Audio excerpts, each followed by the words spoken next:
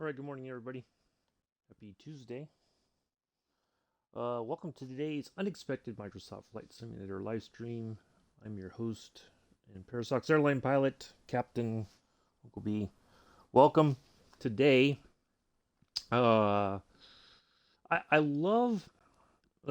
Let's talk a few minutes and then we'll get started on this tutorial. I love when somebody says, "Hey, I'm gonna get flight sim. Can you help me?" Right? And of course, I'm going to say yes. But what I learned as a tutor, it helps to know, like, okay, what are your goals? What are you expecting to get out of flight simming? What do you want to do? Why are you interested in it, kind of thing.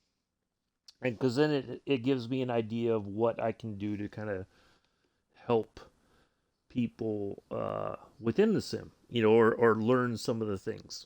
So that's what we're going to do today.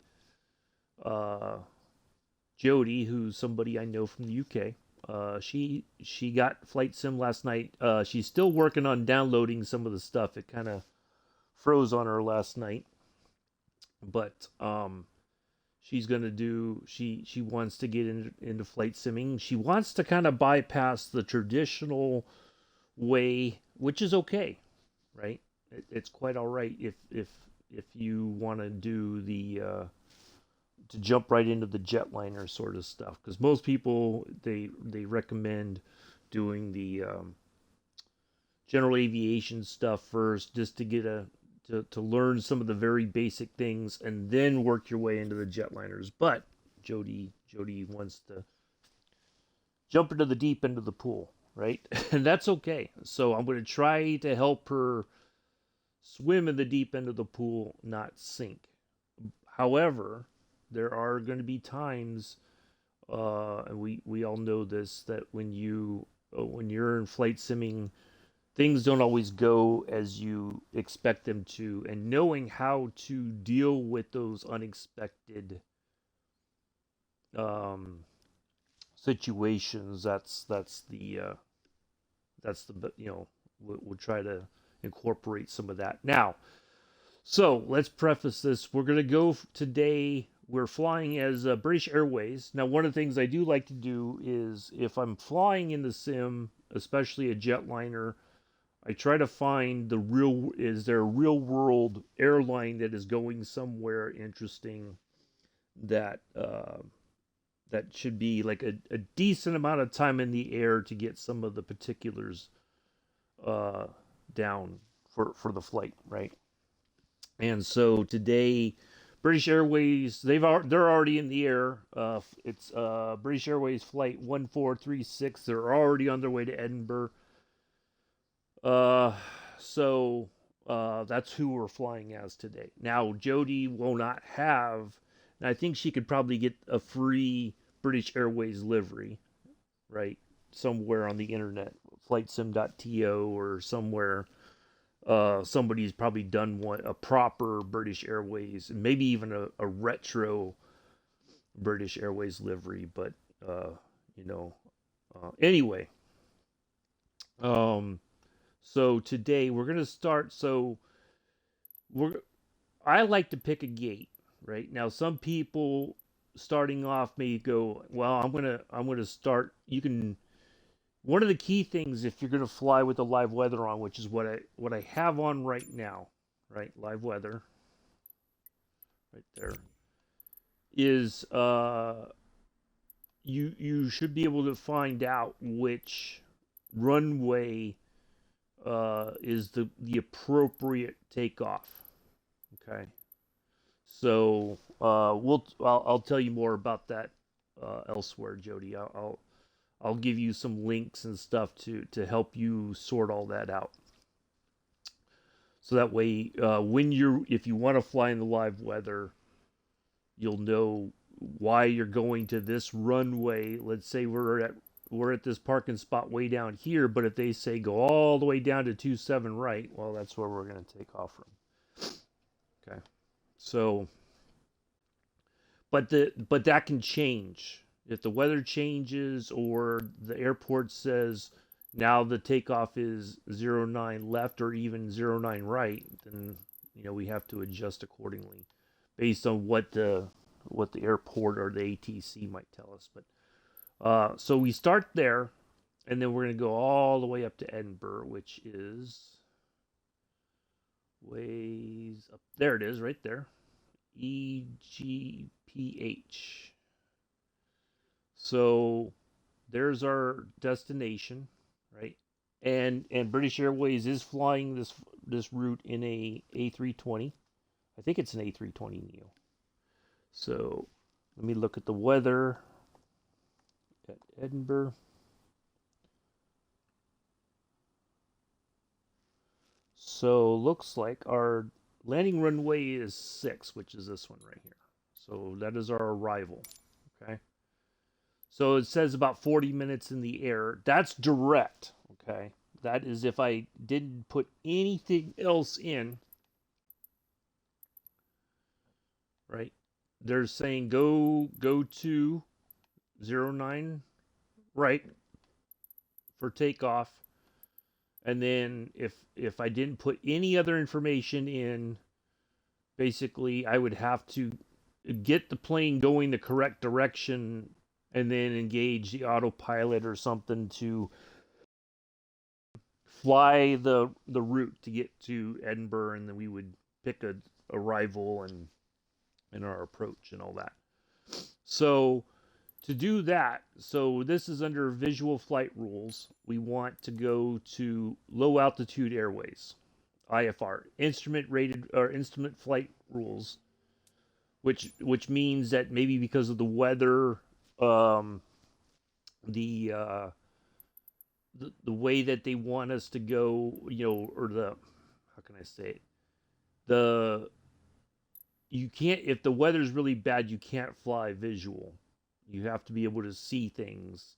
If you can't see, some airports, like if it's really fogged over here at Heathrow, they're going to say, yeah, you need an aircraft that has, like an aisle, navigation radios and everything, so you can dial in frequencies to help you get to, because you have no visual reference at all. Or they might say, yeah, you're going to have to go to another airport. We can't take you here. Find somewhere else to land or something like that. So one of the things I like to do also, so we know, all right, we're taking off from 9 left. We want a departure, basically, that will help us. Once we're in the air, I activate the autopilot system. The autopilot system takes over and follows this route, this departure route, as they call it, out of London and starts getting ready to turn towards Edinburgh, right? So there's some things along the way, some markers, some navigation aids that the flight computer will look for and say the plane will say I got to turn this direction, at each point if there's a turn or I'm passing through this, and it validates the flight plan, basically. All right, so we keep going, and then we get all the way up here to Edinburgh, right? Ways up here. It seems like it's very far, but I don't. It's only like some odd nautical miles, like 300 nautical miles. All right, so we're gonna go ILS 06. That's our approach, right? So now that kind of changes the flight plan a little bit, and then we can look to see if we have an arrival that kind of makes sense, right? That really changed. What about this one? There we go. That'll work. So basically, the arrival portion, that's when you start getting your aircraft. You start dropping some altitude, start getting things set up for the landing.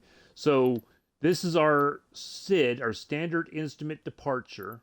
That's what they call that. And this is our STAR, standard terminal arrival route. And then our approach, okay? If you don't understand all that, that's okay. It just that's what it's called. So I know Jodie's going to be writing in her notebook Sid star. You know, that's okay. So we're looking at 309 nautical miles, just under an hour in the air. Now, according to the flight time on FlightAware, they're saying that the flight was supposed to last about an hour 24. So they they they have they may be taking a different route, or they added the time in, but they may get there even earlier than that. So, but for today, what they're saying right here, and this may be wildly underestimated, about 51 minutes in the air. Now, the next thing you can do, Jody, is you go to this little tab right here called Navlog. And what you do with that is it'll say roughly what your cruising altitude will be. Now, to 27,900 feet, we can just go ahead and churn that into, just put 28,000 feet, or flight level 280. Okay. And then along the way, you could kind of see, right? Here's all your navigation points, right? And here's where we're going to cruise at for a short while, and then we're going to start descending. Okay. So 28 to 26 to 21 to about 19 to about 17 to 13 to 11 to about 8. So here's where this is the important part, is on final approach, right? This is where this is these little nav points right here. We have to be at about 4,000 feet on final approach right there. So your altitude, 4,000 feet, okay? And that way we should be set up to capture the glide slope, right? Capture the ILS, and the plane will basically follow the glide slope into Edinburgh to the runway, and you're all set. Oh, hold on a second. Somebody just messaged me, I think. Yep. All right. It's Jodie.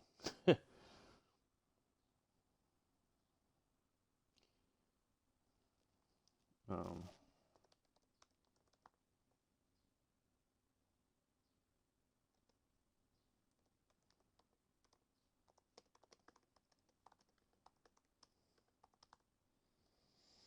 um, oh, so yeah, okay, so the buttons. I'm using the standard controller, right? Jodie's got one coming in the mail today. So the buttons, I'm going to tell you the buttons, but we'll go over all that, Jodie. I know she's going to be watching this after the fact. I'm talking to her like she's listening to me right now. But so Jodie, I'll go over the button stuff with you. In we'll talk separate. But I'll tell you which button I'm using. So A button basically will the A button, the lower of the four, the bottom of the triangle or the diamond, that's the one that'll open and close stuff. So A for that. The B button can, I think, will, yeah, it closes as well. You could use either one. But the B, if I hit the B button again, it'll take me back to the other screen. Okay. So anyway, so there's our flight plan. We've looked at our we've got our valid route as much as possible. Okay. That's our approach into Edinburgh. Okay. So we're gonna go ahead and spawn in into the airport here at Heathrow. We'll get the aircraft started up, and we'll get in the air. Also, I gotta help you get your other stuff set up in the sim so that you have more control over things. Yeah. Otherwise, you're gonna the sim is gonna do more stuff, and it's not gonna work. It's gonna turn into a hot mess. Okay. So, So when you're in the map, your left thumbstick moves your cursor, your right thumbstick will move the world map around, and then your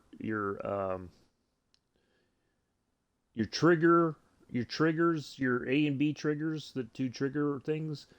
The left one zooms out, and the right one zooms in. Okay. All right, so there we go. There's our flight plan. Let's go ahead and spawn in here at Heathrow and get the aircraft started up. Now, you can do the aircraft startup one of two ways. You on your keyboard, you could hit on your laptop, you could hit Control E. That will automatically start the aircraft up and get everything going. Or I like to use the automated checklist that your co-pilot will do the entire checklist for you and get everything going, and that frees you up to set other things up for the aircraft. Okay, but I'll go over all that with you in a. We're gonna have to talk like over the phone or through the Discord call or something to get all that set up. All right, so there's our aircraft at the gate. Let's go ahead and click fly. So everything, this is what they call cold and dark, right? Nothing is on. So basically what you can do is you can kind of look around. These are your displays that are going to give you the information. Like this one I think will be like your engine. This is going to be your like your navigation. These two like have navigation information. This is your flight computer right here. And so these two displays will be the same over here. Okay. This is your autopilot settings and all that here. There's your throttle, your speed brakes, your flaps. And if you have it set up, you can hover your cursor over and it'll tell you what it is. If it's in op, it'll say in op or something like that. I'm trying to think where's a good.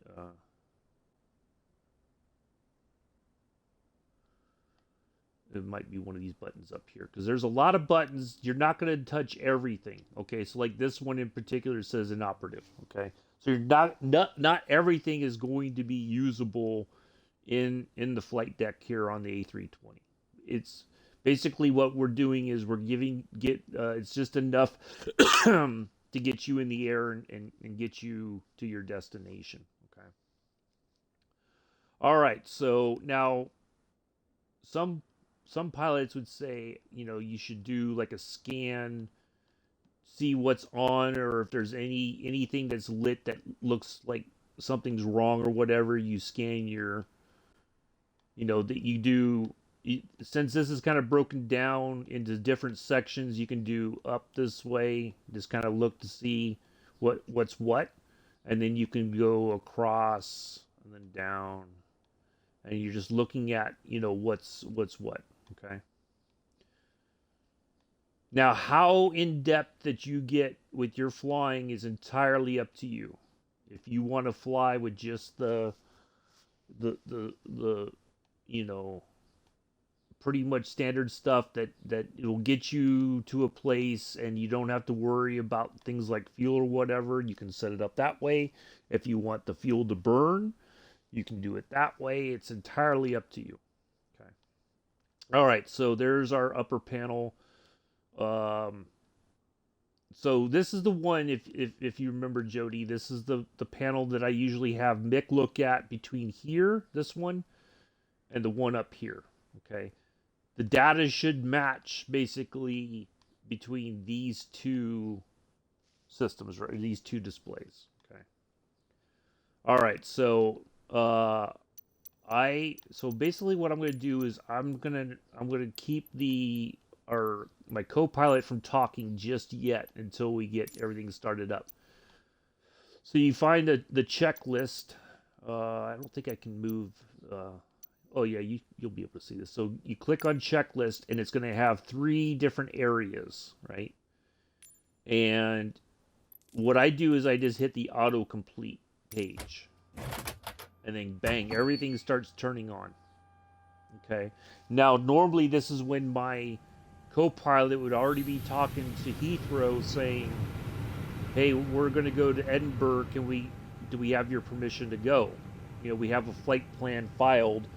Are is everything okay? Yep, you're good." And then it'll give us like a an initial altitude to go to. Okay. And then you dial that altitude in right here. The outer button that'll select your altitude. The one here will say between it'll be 1,000 feet or 100 feet. Okay, I just leave it on 1,000 because normally they'll say like go to climb and maintain 8,000 feet, right? And then we're good. Okay.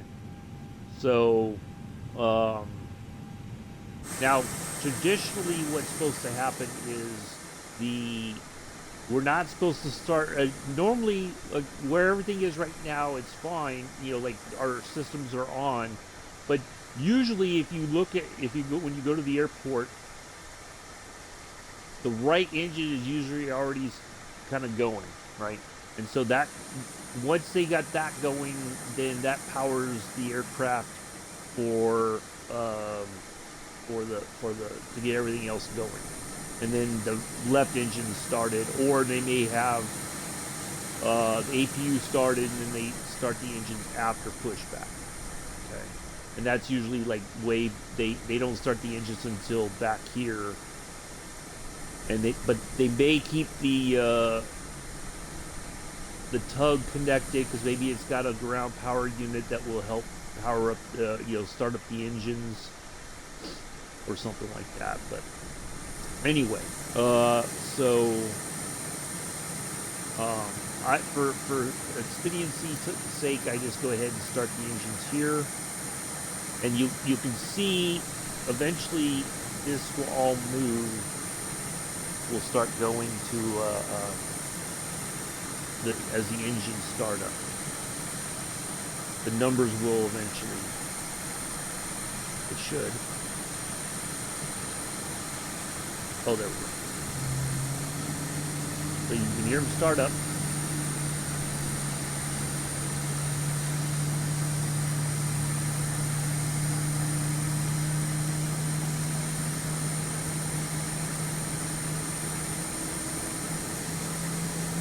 And then you could.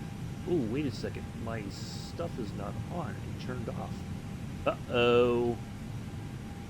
Uh-oh. What happened? Oh. Well, that was not expected. Restart. Okay. See, now that's one of those things that you have to look. See, everything started fine, and then all of a sudden the system turned off. Okay, let's try this again.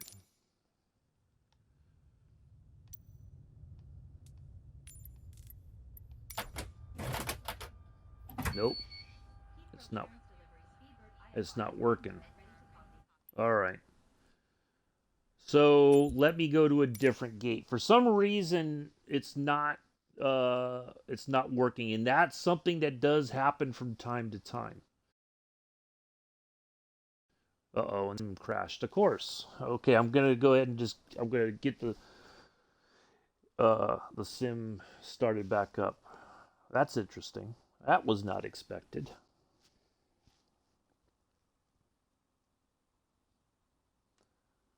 Well, now, see, this is what happens when you try to do something nice for somebody. The sim's like, nah, it can't be axed.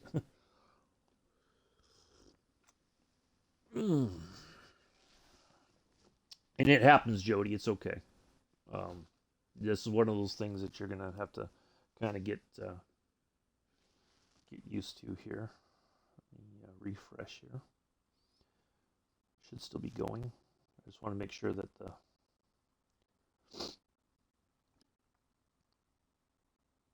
there we go. Okay, now it's catching up. All right. All right, we'll get that started again.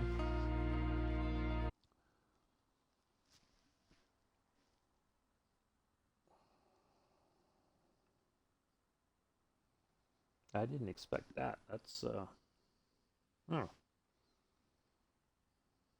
All right. Now I think we're caught up.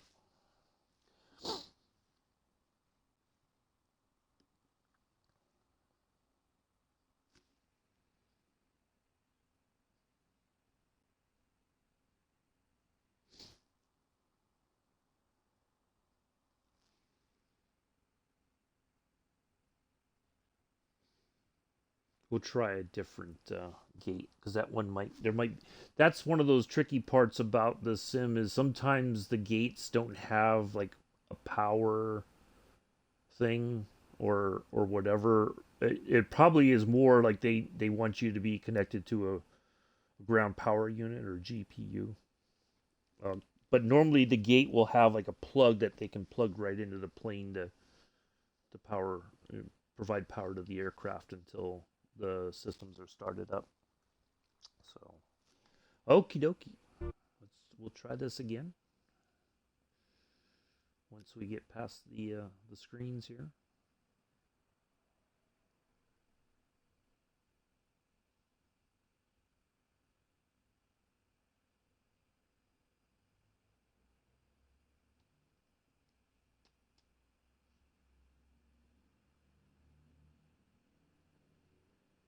See if we can get a successful flight in the bag.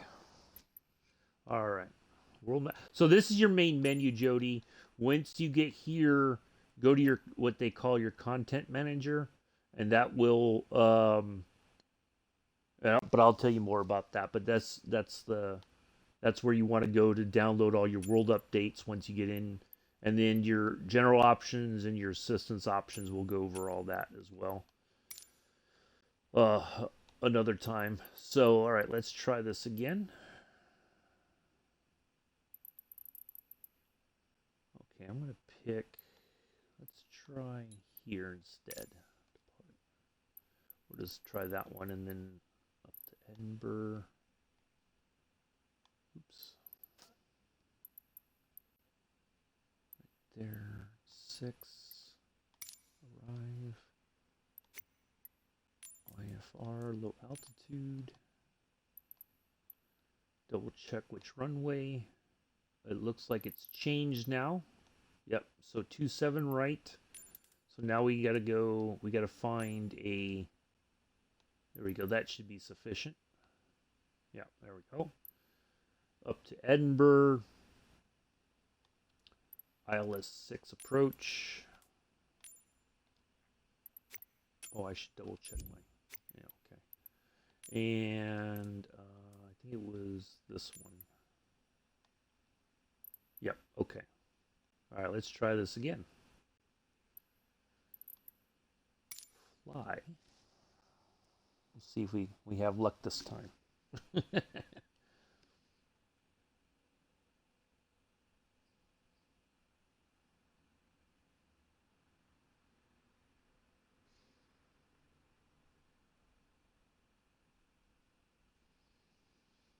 If not, we're just going to have to start on the runway.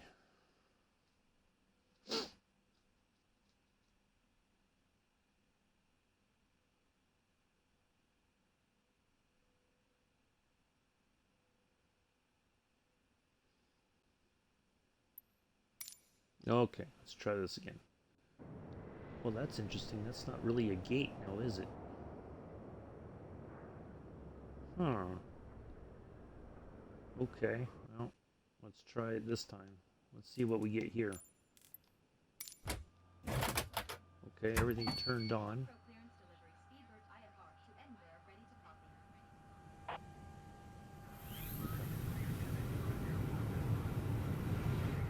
All right, so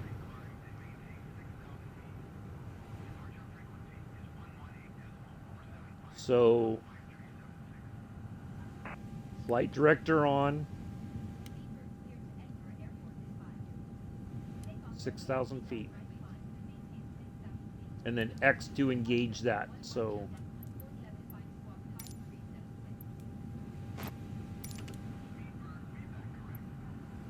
okay, it looks like everything is is starting up and everything's staying on. All right, so once we get the engines all started and all that, I'm not gonna I'm not going to do the pushback just yet. We're going to do a couple things to get ourselves set up for our departure here in a moment. Okay. So here's all the stuff on. This is your, where you're going to see all the nav points, right? This is your altitude side. This is your speed side. Okay, that's your speed in knots, and then once you get above a certain altitude, it'll go to Mach. It'll say, and generally it'll cruise at Mach 0.78. Okay, it won't go any. If you go faster than that, you're gonna destroy the airframe. Okay. So you can look, if you see these, that's the engines are getting stabilized. But the co-pilot, okay, there we go. Co-pilot says that part's done. Go to the next page. Bam, auto completed, and you're done. Your aircraft's all started up and ready to go. Okay. So you have engine monitoring stuff here and here. You can look at both ones. Now, I don't know what each one means. You know, I don't have all the. I don't have. It looks like, I mean, this is the pressure in the engine, I do believe. That's how much fuel we have on board to get to our destination. The temperature. I think that's the fuel flow, yeah, in kilograms per hour. That's what that means. Your temperatures, here's your outside temperatures. All that. That's our gross weight right now, I believe. All right, so here's your little computer here. So you go to your initialization, not that one. There you go. So you want to dial in 10 degrees of flap for takeoff. And so you go 1, 0. And then it's the third key down, it says flaps. That. And then it automatically enters. And then these are your speeds. So about 152 knots, I believe. Between 152 and 157 knots, we should be able to pull back on the stick and get the aircraft in the air. Okay. Now, your flaps one, it'll say like 0% right now. You can click. Oop. That's the first one. So you want to look at this. It'll say 10 degrees of flap. That's what you want. But it says like here it'll say 25%. Right. So you can look at the flaps. So you only want 1 notch of flaps, okay, for takeoff, generally. All right, so let's ask for pushback. Oh, we got to turn on. Well, let's turn on some lights as well. We want to put on our seatbelt and smoking sign.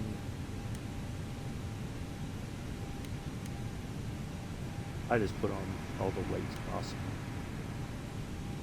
as much as possible. I like to be a well-lit aircraft for the reason, of course. Okay, so parking brakes right there. We're going to turn that off. Ask for pushback. That's not good. Ground services. Pushback.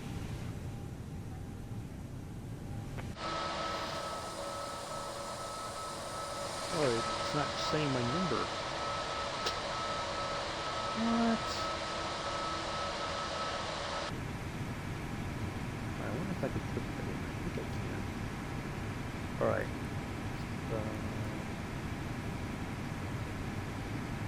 Oh, there it is. 1, 2, 3, 6. There you go. Alright, so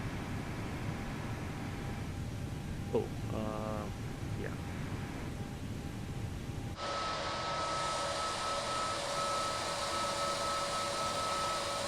So our plane's getting pushed back.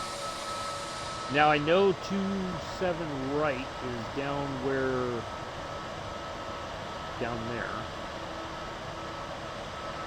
So we can tell them to steer to the right, which means that the butt of the aircraft will go to the right.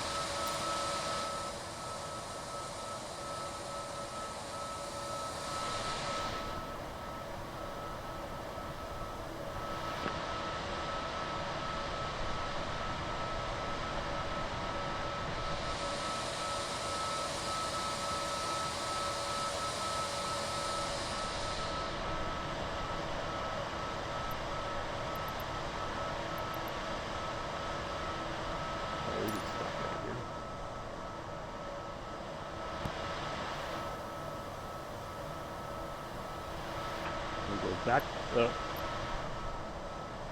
There we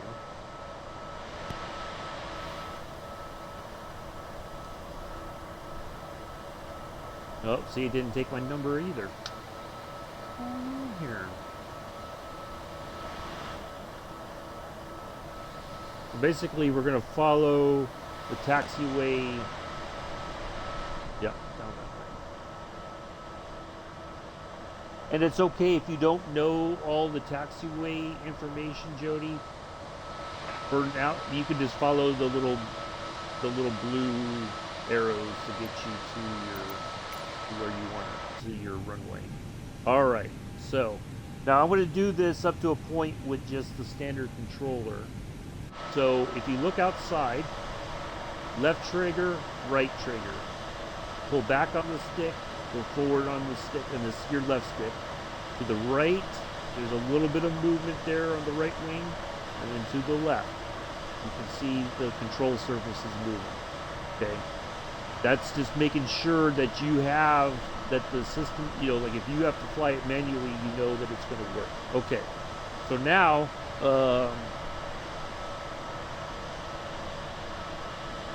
I using the A button.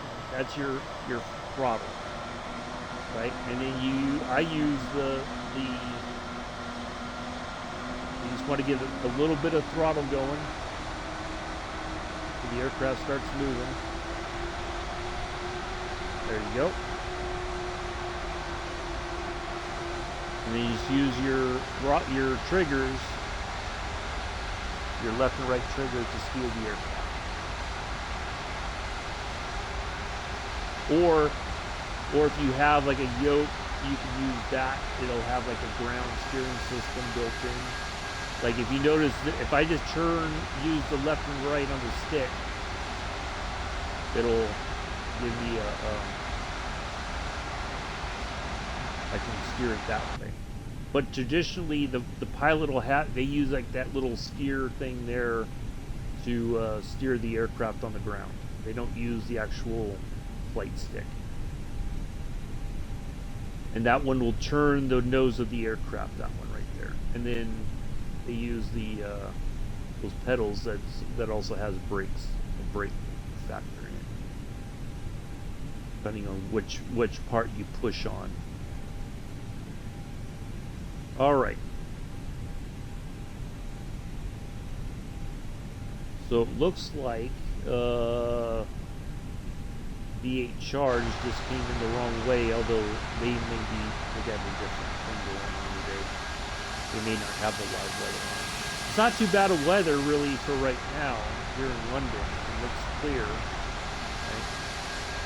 So we only have, and I'll tell you more about the alternative stuff later. There's a lot of information, but basically this setting here, the 29 or 901, you have to make sure, unless you have the live weather off, you have to make sure that stuff is correct. Otherwise, as you're flying, your initial altitudes are going to be well off. And then once you get above 18,000 feet, that's when you'll get you'll go to standard pressure.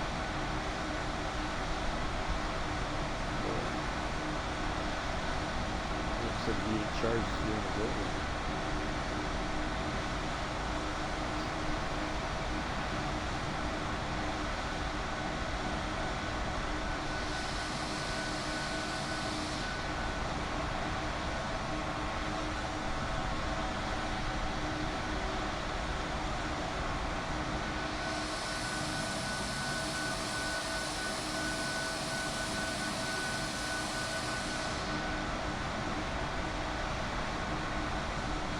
That's interesting. Well, some people just go to whichever runway they want. They don't. Well, some people just fly with the ATC off. So.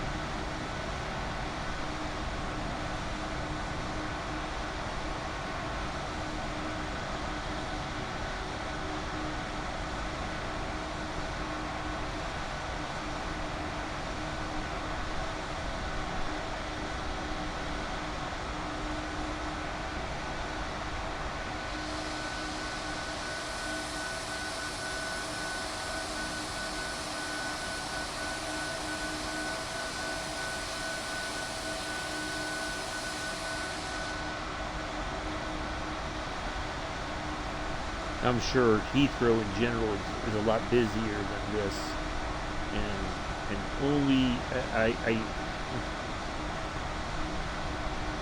only in an emergency would they allow a Cessna 152, because there's a lot of jetliner traffic in and out of here. That Cessna 152 would get blown all over the place with the wake turbulence of the jetliners and all that. So.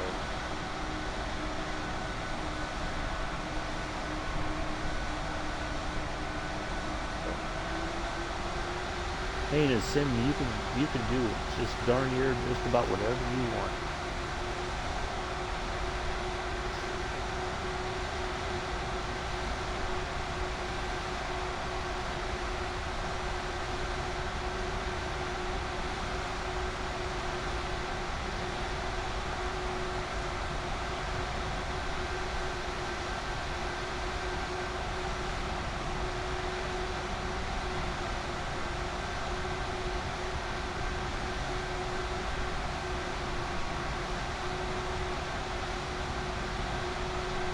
Looks like this other A320 is moving towards me. I'm gonna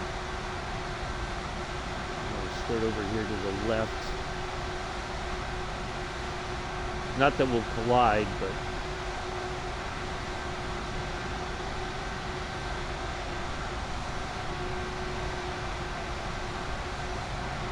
I'm just gonna keep on going.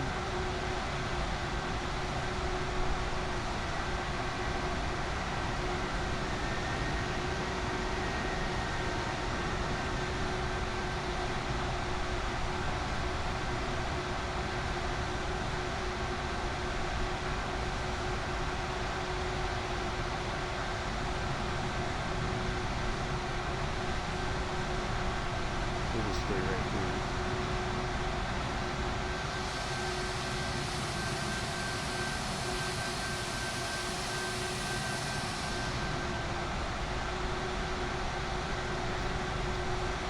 Might be quiet and chat today.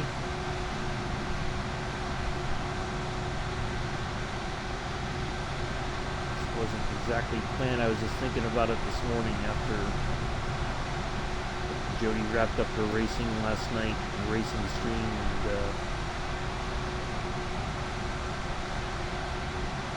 and at least if I do this, then I think it'll be a good.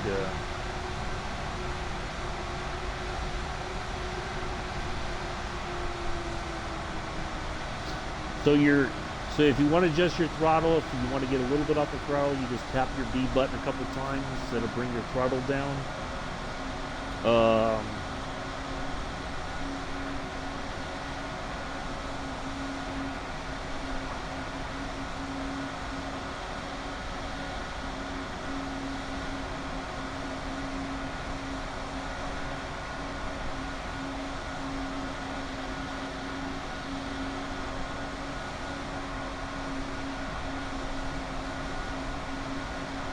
Probably not a legit taxi where you want.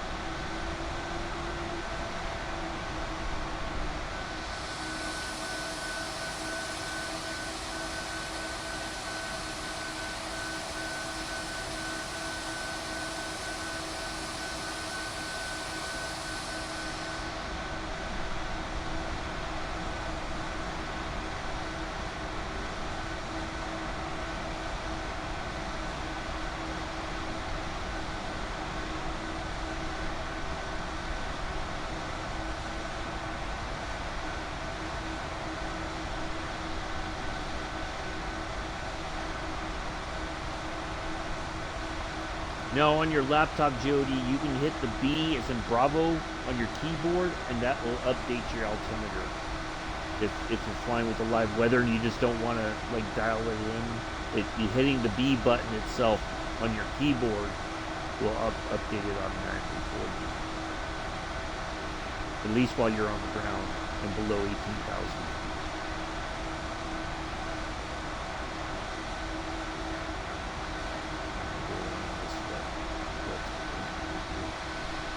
Already been breaking the rules, breaking the law.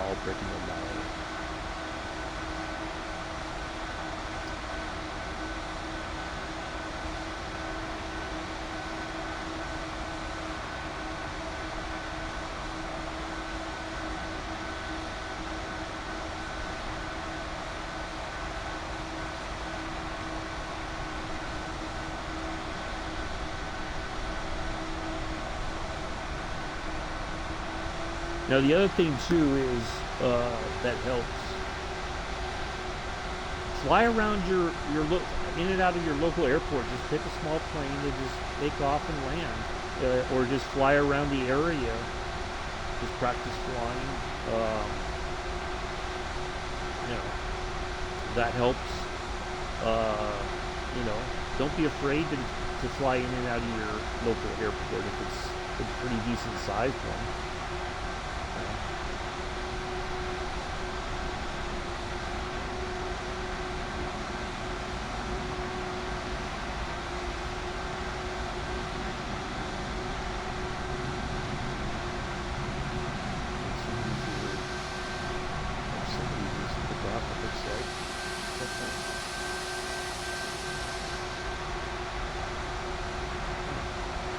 Oh, there it is. Might just be doing touch and goes. I'd be practicing with the, because I think there's still the aircraft and avionics update beta still going on for the 787 and the 737.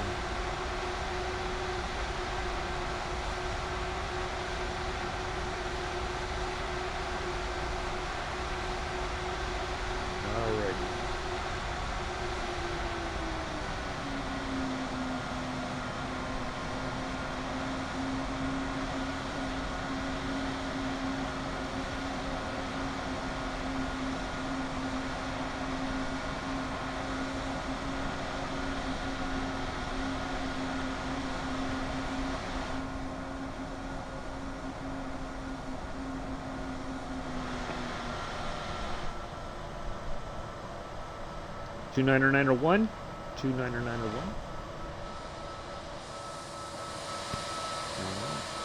All right, I'll let the person down there at the other end go. We can let them take off. That's okay. All right, I'm gonna get the my flight stick plugged in now.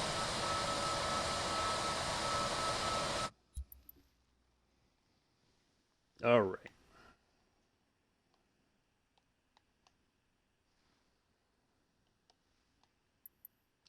Default. There we go. All right. So now I need to just go ahead. There we go. And grease flaps down. All right. Looks like they're rolling down the runway. We'll get on the runway and take off here in just a second once they're in the air and gone.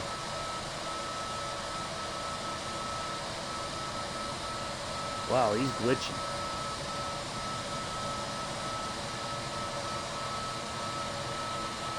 Maybe it's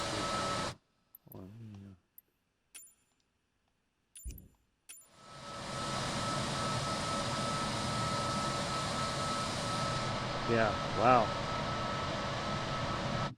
Alright, let's see if we can get on another server then. Maybe it's the server. Let's go to West Europe. There we go. That looks pretty empty in the skies. I like it. There we go. Okay. We'll do West Europe for now. Okay, so let's go ahead and add a little bit of throttle here. Make sure this flight stuff is still working.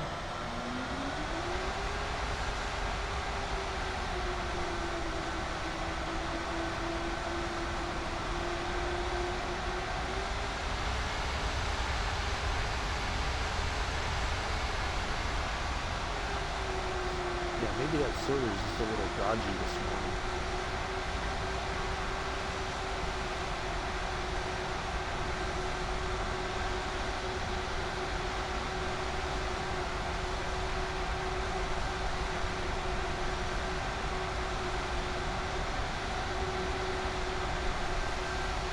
A lot of people fly on that server, it seems like, Southeast Asia.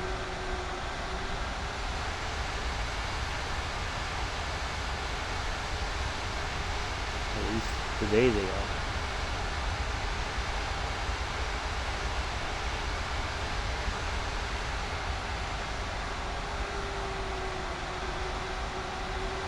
I'm gonna go a little drive here.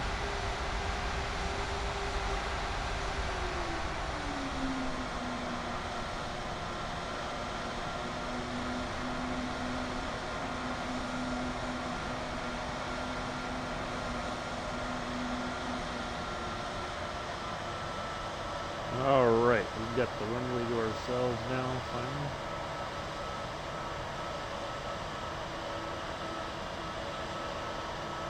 Alright, back in the flight deck. Just a second.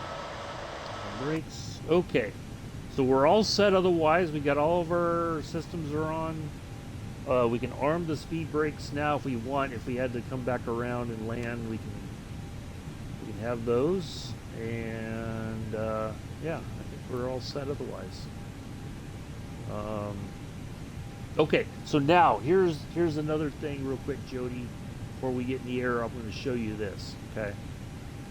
The tricky part about this aircraft is you're going to go full throttle to get in the air. Once you're up and going, you need to get the throttle back to the CL detent, the flying thing. If you leave it above that, or if it's anywhere out of that detent, your plane is going to go over speed or all kinds of crazy stuff. Okay, so you got to really pay attention to that when I'll show you how I do it. But you got to double check that. If it's a little bit out, you got to adjust it with your A or B button to get it there. Okay, so. But it's imperative that you get there, otherwise your plane is not going to fly correctly. Also, you got to get your flaps up. If you leave those down for too long, your plane's it's gonna start acting all kinds of goofy. Okay, all right, let's get in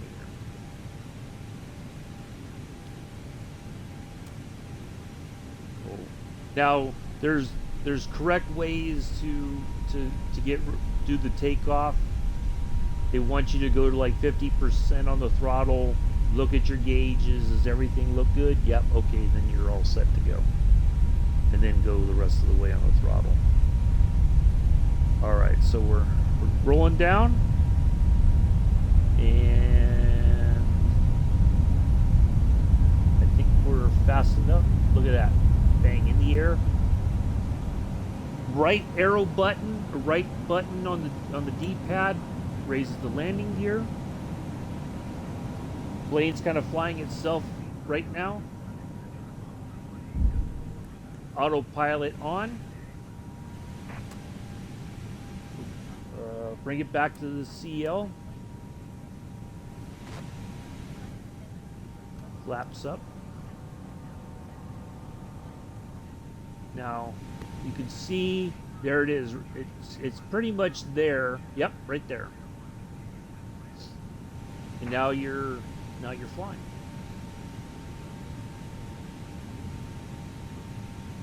A little windy right now, it seems like.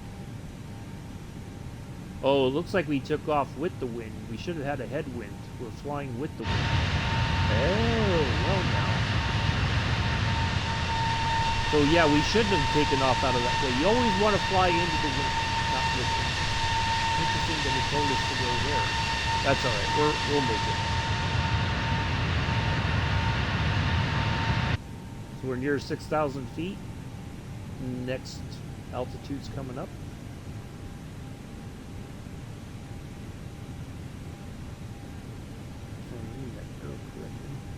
Yep. So we had a tailwind basically as we took off. wonder why it seemed like we got faster.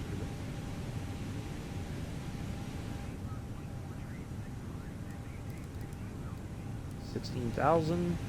And you can use your triggers, and then you hit your X, and then that will engage the system, and the plane will go climb on its own. It should. We've had some problems with the system before where it's not climbing. You hit the, and you've seen it with mixed flights sometimes.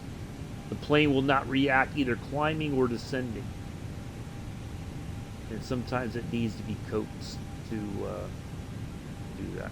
So, and all you have to do now is follow your altitudes. The co-pilot will handle all the radio stuff for you, right? That's, at least in theory, that's what's supposed to happen. Sometimes the co-pilot quits mid-flight, just opens the window and jumps out. We don't know it until they stop working. Now, you won't see your co-pilot here, but if you look outside, if I go out here, camera, showcase,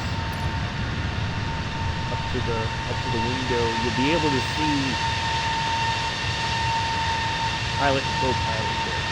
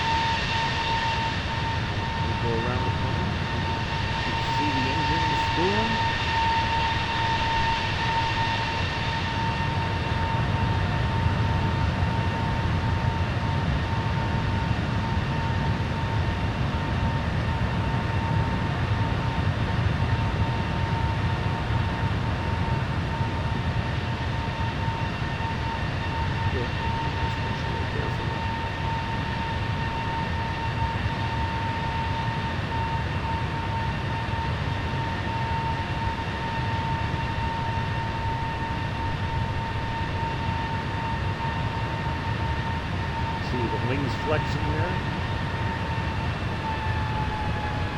Oh, we're gonna have to get back inside because it looks like we're at 16,000 feet.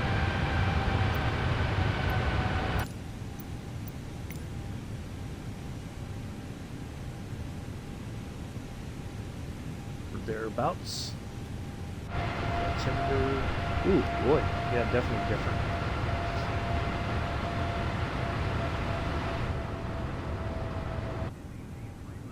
Oh, there we go. Finally, my number's there. 29.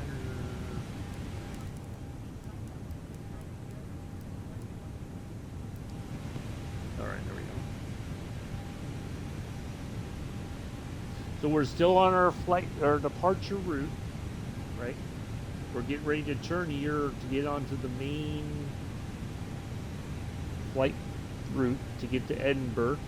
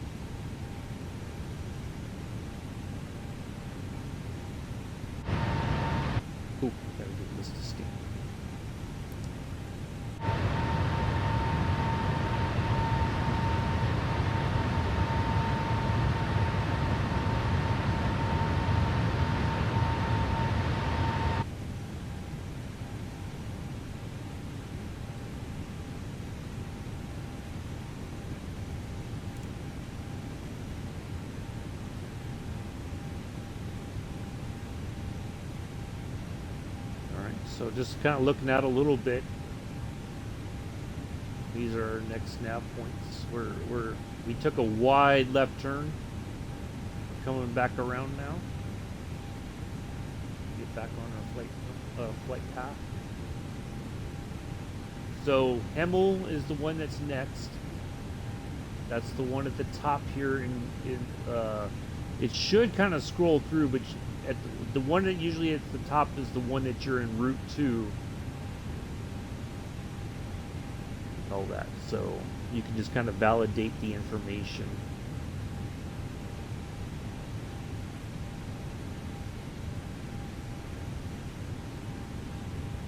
So for me, we're just barely going to squeeze into Hemel.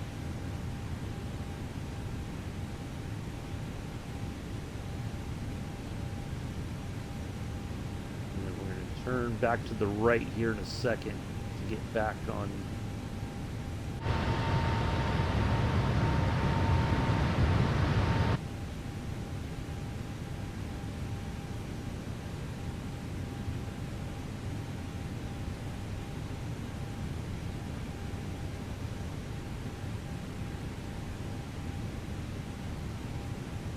Looks like we're going to intercept that, or yep, there we go. Now we're going to be turning to the right.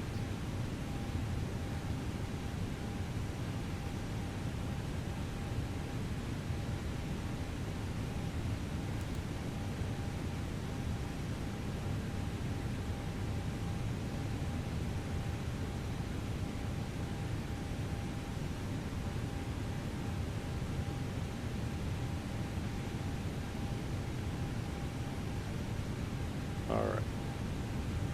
Bling. Yeah, we're still turning. Boy.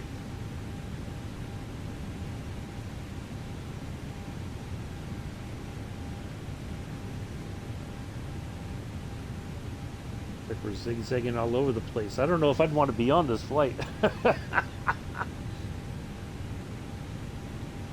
Hard rights, hard lefts, just those people are like, just give me a sick bag right now, please. All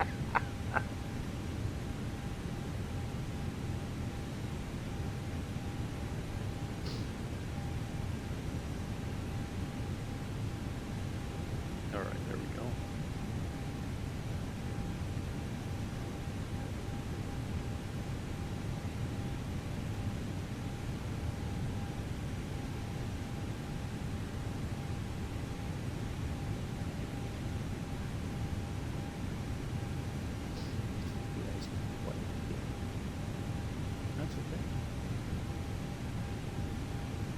This wasn't expected, this wasn't planned.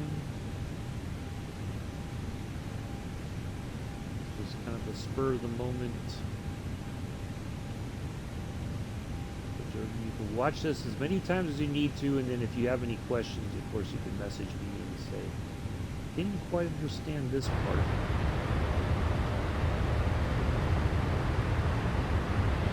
I'll do my best to answer your questions.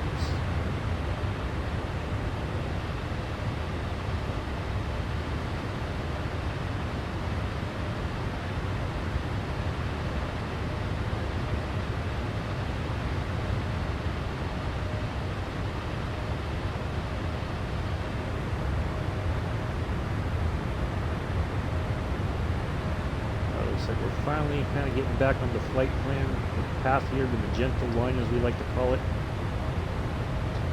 Now the other thing too, Jodie, you notice that I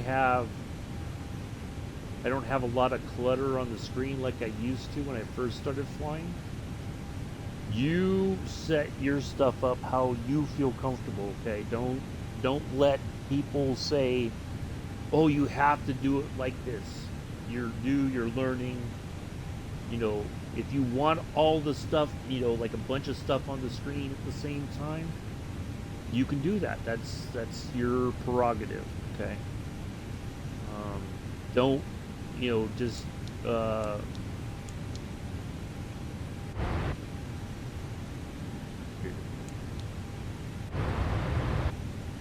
right, that's your auto brake system that I disengaged. So you have low, medium, and max, and we have a anti-skid that's automatically on. Brake fan, that's not something we have to worry about. That's for, you could put those on if you have, like, you're hitting the brakes hard upon landing and all that. So, yeah.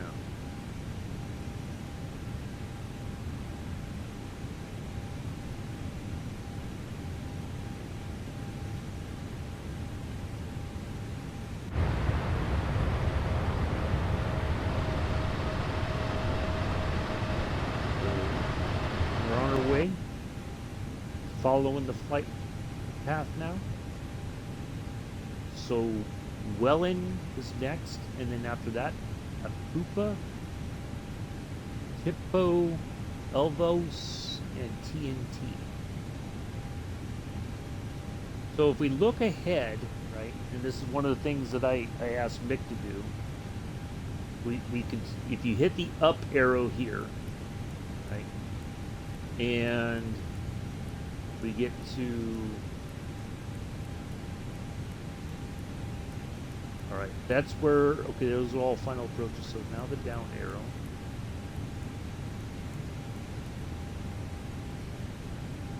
So we're going to start descending. Now you can write down until you kind of get a better feel for it, right? Oops, wrong way.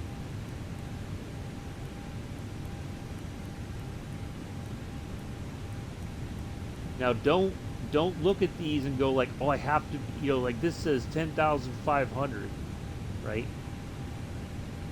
We're staying at 29,000 feet, but by the time we get to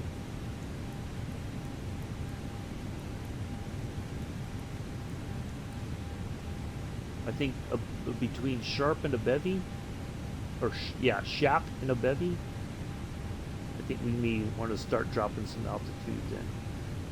But we'll look as we get closer. Okay. The key of flying the A320, you're going to have to start descending the aircraft. Sometimes ATC will tell you go ahead and descend and maintain blah blah blah altitude. Other times you're going to have to start making the decisions for yourself. Okay, and that's okay if you don't get it right. Like if you, as long as you practice at it and go like, okay, I need to make a decision here.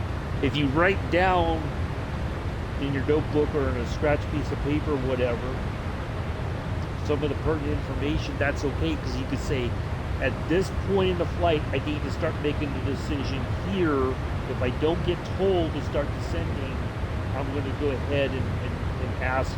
You could just something simple like descend like minus 3,000 feet. You want to drop 3,000 feet off. Then that helps. You're starting to drop altitude, and you can just do that little steps along the way, and then eventually the ATC will say descend and maintain, and then you won't be able to ask for the reduction. It'll automatically tell you what to do after that. So yeah.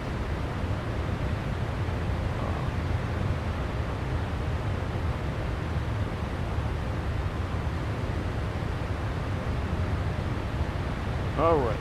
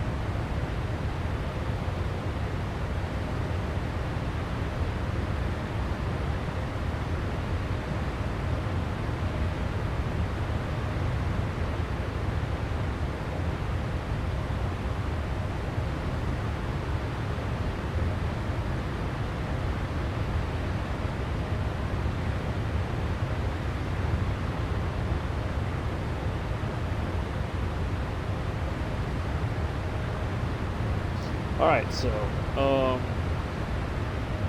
yeah, all we're doing now is we're just relaxing, and we're at a decent enough altitude. There's our speed in knots. Down here is our Mach number, so just about 3/4 of a Mach. Not quite at Mach 1. We won't go there in this aircraft. It's not designed for that. You know, it's performing within the capabilities of the aircraft, so we're doing just fine.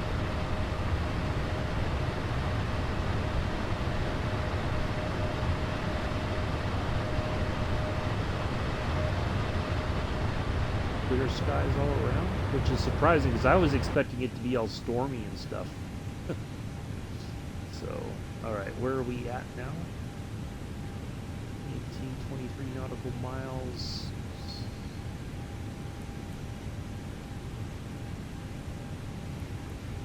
That, and then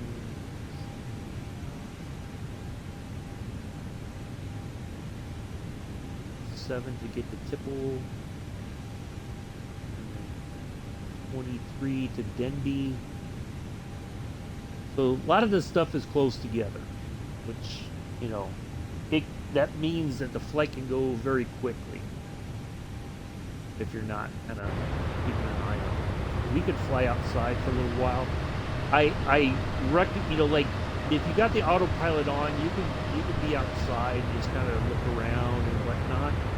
I don't recommend trying to fly in the third person because you'll easily overcorrect all the time with your thumbstick, especially your left one, because you think, oh, I gotta pull back more on the thumbstick, or I gotta really get it all the way back. No, you don't.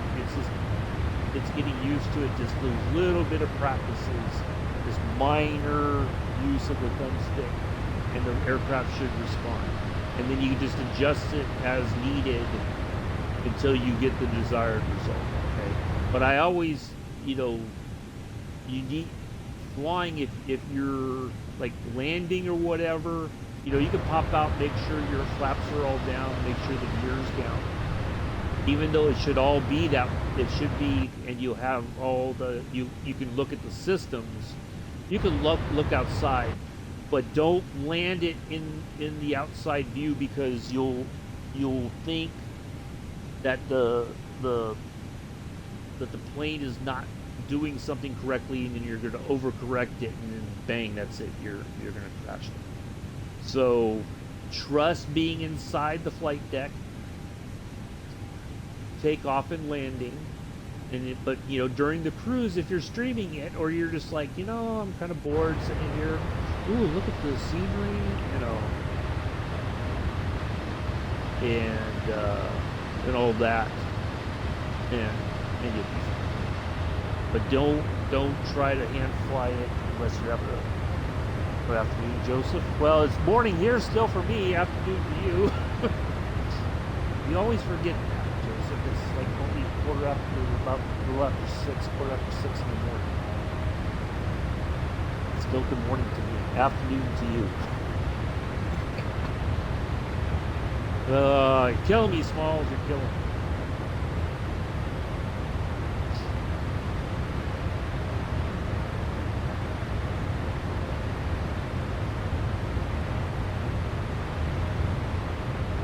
So, let's see what other,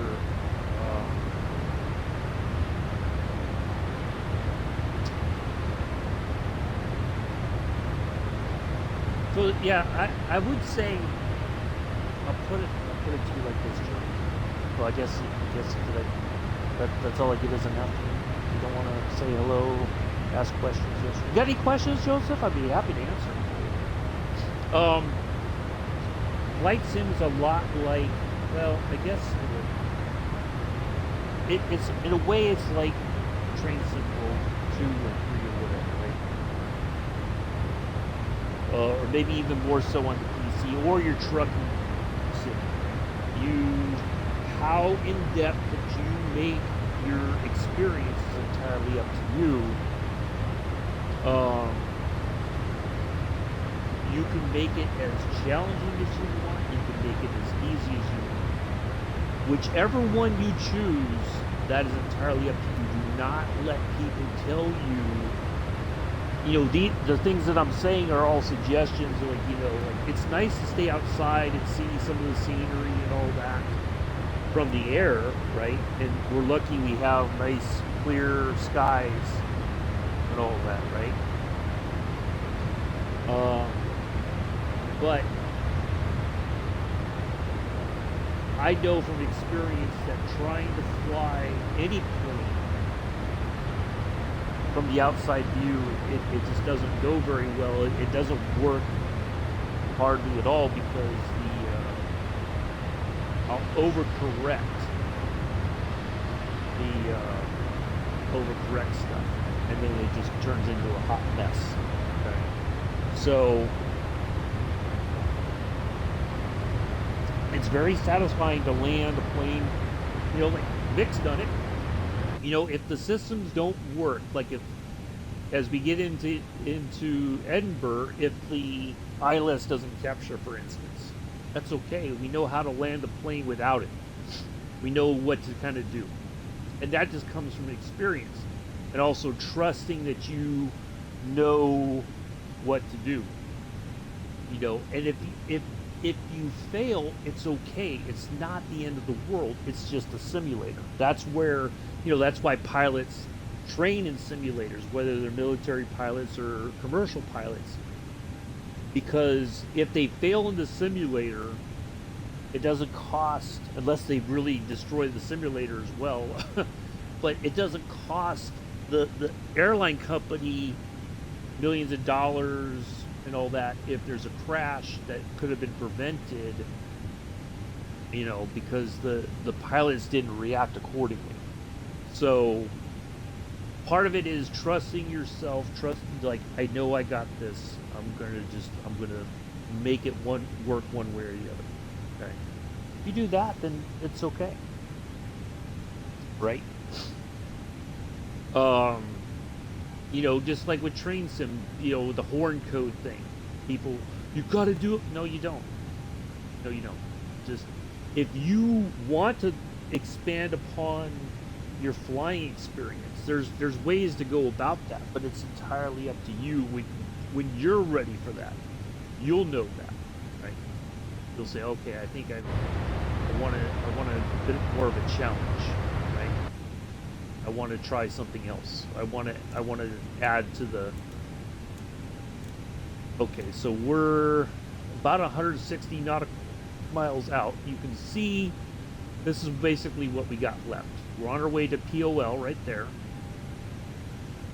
So we've got these nav points in between, and then here is where we're gonna get ready to line up. This is our arrival portion right here, and this is our then there's the destination. It always helps if you look at the bigger picture, just to kind of give you an indication of what's coming up. Not that it means you have to start making decisions right now, kind of thing, but at least you're like, okay, if you look at, you go here, or this is 160 nautical miles. This is like the bigger picture sort of thing. This is what's ahead, right? So then you can start coming up with your, start coming up with a plan of some sort. Okay, I need to start thinking about descending. How far am I going to descend? Again, if you just say 3,000, 2,000 feet, it's a start. We know we have to be final. We have to be at 4,000 feet. Okay, so we can get a little bit closer, and we'll start making some decisions here. And sometimes I may descend a little bit earlier than I should. And sometimes it's like I wait until almost the last minute, and then it's like a rush, because you get focused on, if you're streaming this, it's like, oh, you forget that you got to pay attention to what's happening in the flight deck, right? And then next thing you know, you're through all these waypoints, and now you got to start cranking on the decisions. Okay. So, but it comes with experience. And one of the things that we can do, Jody, and Mick's done it with me. You can hop in. We can hop in the same plane. We can pick a departure, and we can pick an arrival, and we'll go through the stuff step by step together. Or you could just join. You could just fly along and just say, oh, hey, I goofed up on this, and that's okay. It's okay to make mistakes. It's all about learning and like, okay. And that's, I go back, like or like Spider Steve messages me, Jodie's not in the chat, Joseph. Jodie's not here. I'm just saying she can do that. I'm talking to her like she's here, but she's not. This is a tutorial for her, Joseph. But she's not in the chat, okay? She's at work. Spider Steve will say, yeah, I see where this happened. It's okay, and and Spider Steve will say, well, you forgot about this, or you forgot, whatever. That's okay, because then somebody's kind of giving me pointers, because sometimes the DC-6 doesn't act, or I do something wrong and cause the plane to act wrong, right? It's part of a learning process. It's okay if you make mistakes. Okay? That's the expectation, is that you will make some mistakes. All right, so by end up we need to be at 26, so we can get a little bit closer. We're not quite there yet. Once we pass Shap, which is coming up soon, we'll start making this. Yeah, Jodie's at work. I'm just doing this. She can watch this on her own when she's ready to. She can watch it as many times as she wants. And then also, if there's questions, then she can message me and say, hey, I didn't quite understand this. Can you explain it in greater detail? This is just some rudimentary stuff just to get her going and all that. But yeah, like the Mick's done it. You're more than welcome to, Jody, in the future, if you want to just fly. If we just say, hey, can we do a flight from point A to point B, wherever, then yeah, we can do that.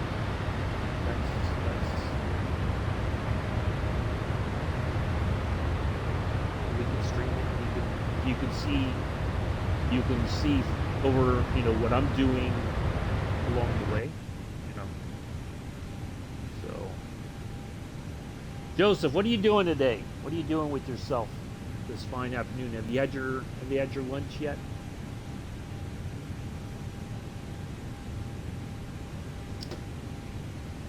Have you sent a nice message to Chris and Glenn in the chat saying thank you once again for helping you last night? If you add them to the Christmas card list.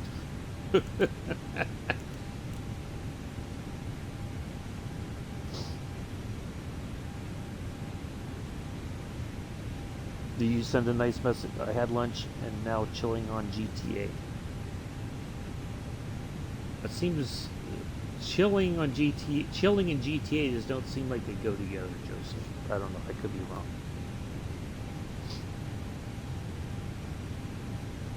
Did you also send a nice thank you to Jodie for hosting the racing last night?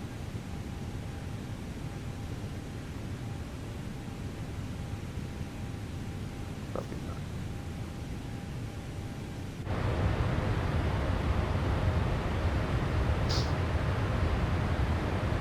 That's okay.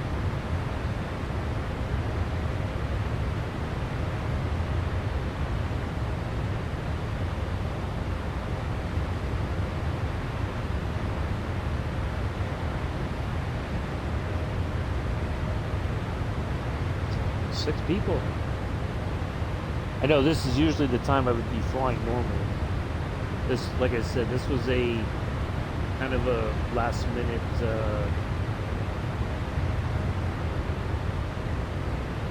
unplanned thrown together stream. Just giving Jodie some pointers and get her going on the flight simming. So, yeah.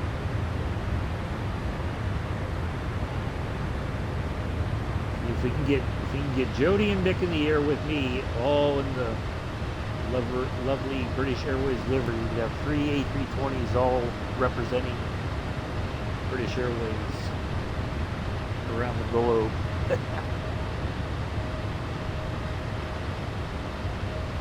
I'd be.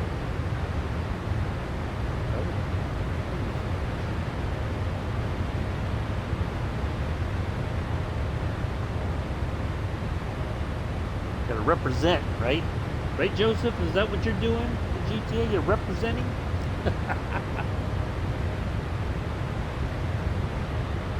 Is that how it goes? Alright, let's have a look here where we're at.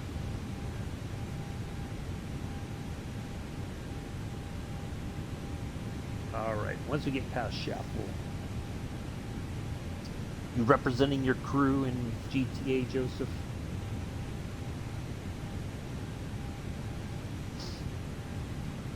You're about to fly a plane. Ooh, see?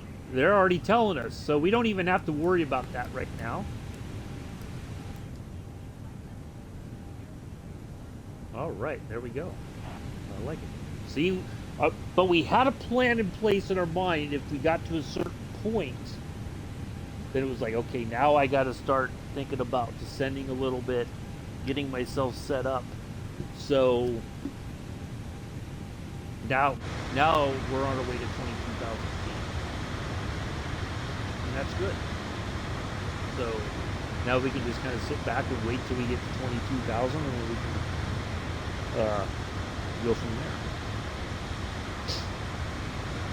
So, Joseph, I have a question for you, young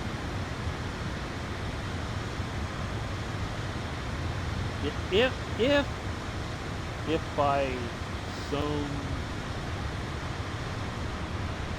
good grace you got into possession of a decent computer, right? Okay. So, do you think?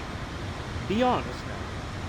Let's be honest with ourselves here. Do you think I could teach you how to fly, that you could do a flight on your own from like London City to Dublin, right? Do you think you could do it?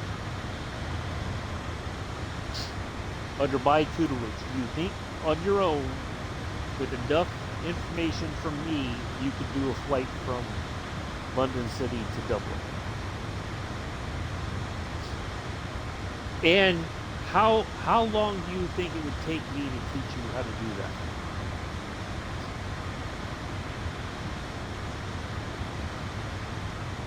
Well, okay, that's okay. I'm asking though, do you think I can teach you? How long do you think that would take for me to get you comfortable enough for Morning Paradox? Comfortable enough from London City to Dublin in an A320? Do you think you could do it? And how long do you think it would take?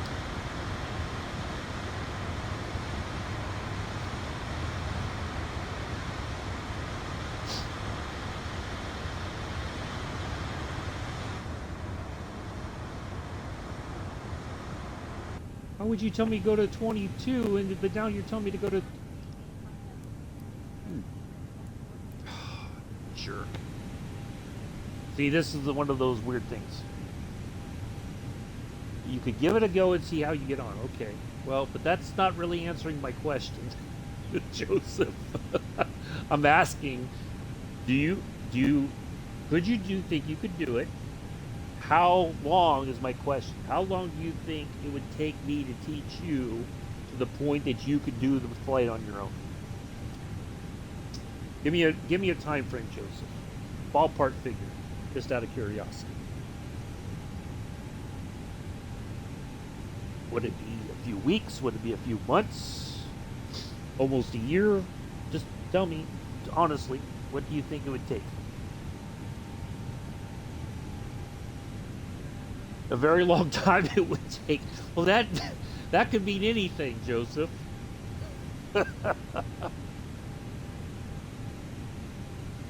Yeah, I think they're trying to do another one this weekend or something. I know Scruffy had to cancel the turbo the flight today. But Joseph, again, is it? Tell not just a long time. Tell me, say, do you like 6 months? Do you think it could be done in 6 months?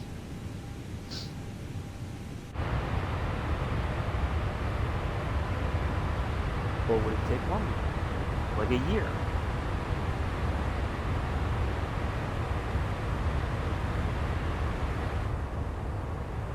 Oh, you bloody so and so.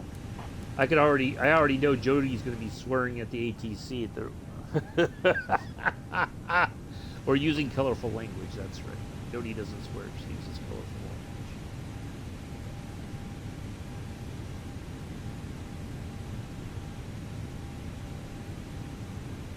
Do you think I could do it in 6 months, Joseph? If we did nothing else, you didn't play any other game. Do you think I could teach you how to do it all in 6 months? Yes, no, maybe, not sure.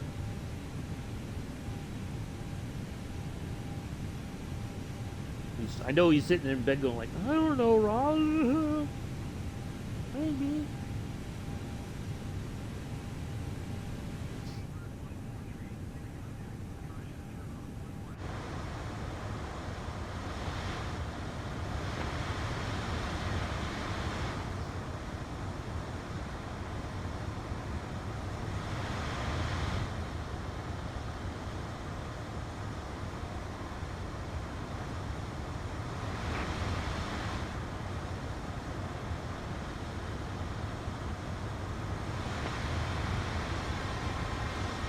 Well, it's some people learn by that way, paradox. Some people need to have somebody kind of talking them through it.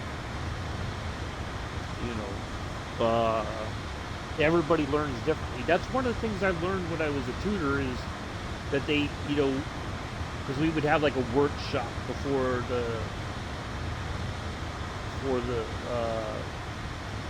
students would start asking for assistance with classes, for tutors. And one of the things that I remember was everybody learns differently. You have to ask the questions of the person, of the student, to say, how best do you learn? Do you want me to show you how to do it first? Or do you want to try to work through the problem? And then we'll go over the problem, like if it's a math problem, right? Okay, you do the work based on what the teacher said. This is the expectation, right? And okay, where did you get it wrong? At what point did you miss a step or whatever, right? So, like, for how you learn paradox would be way different than how Joseph would learn the stuff. And just Jodie would be the same way. Her way of learning is significantly different than other people. And ooh, okay. Let's go down to 230. Let's go down to 210 first.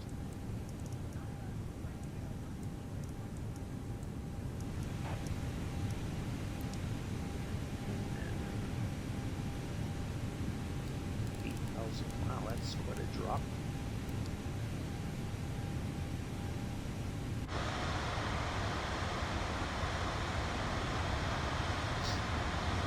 Yeah, so that's why, like, I'm not trying to dig at Joseph, but that's why I would ask, okay, how long, if Joseph had a gaming computer, right? If he had flight sim on his computer, how long does he think it would take me to teach him to do a flight on his own? It's like I'm reminded sometimes of people would see my photos, right? And they'd say, "Oh, you take amazing photos. Can you teach me how to do that?" Well, how you see the world is going to be different than how I see it. How if you look at a scene, right? How you take the photo may be vastly different than how I would. Okay. That's the trick.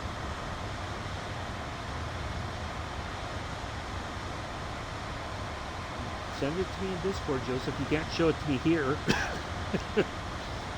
Stop a picture and send it to me on Discord, and I'll try to tell you what it is. So, what was I saying?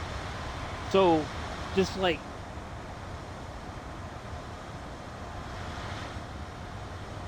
okay, now I'm gonna go to 6.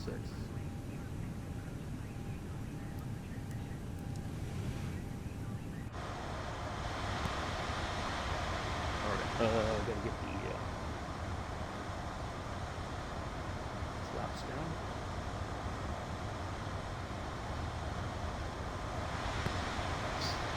So, like, if you look at Ansel Adams' photography, right? Very famous photographer, fantastic pictures of Yosemite.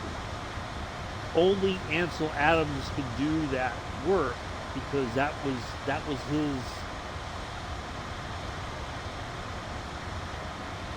his area of expertise. That was he worked at it. Nobody else may ever come close to what Ansel Adams did. Other people might if they learn his system, but it how you see the same area as Ansel Adams will be very different from how he saw it. And also because the light's going to be different. The world that he photographed, it's all different. It's not the same as when he did it. So I usually start dropping flaps here just to get the plane slowed down because I've had bad experiences with the because I'll dial in the speed as I go. I start slowing the plane down manually, essentially.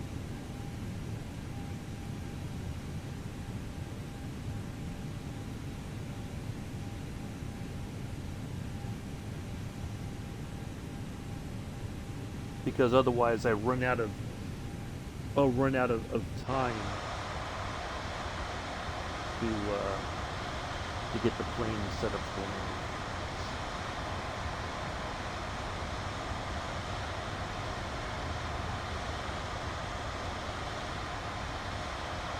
That's just how yes, I do, but I've had what's happened. Paradox is that the system doesn't always go to the correct speed. I dial it in myself and it works. I mean, the auto throttle's still on. I'll dial 180 and drop another set of flaps eventually as we get closer, and then 160, and then final for 140, and I've done it that way. It seems to work because the autopilot system doesn't, and all that stuff doesn't always seem to go according to plan. So I've just made I've just done it that way, and it works. Now, so yeah, so I've learned, and part of it was I have like the thing to teach, like the jetliner tutorial thing that was done by a real world A320 pilot, and I just use what I remember from that, and it seems to work, so yeah, that's fine.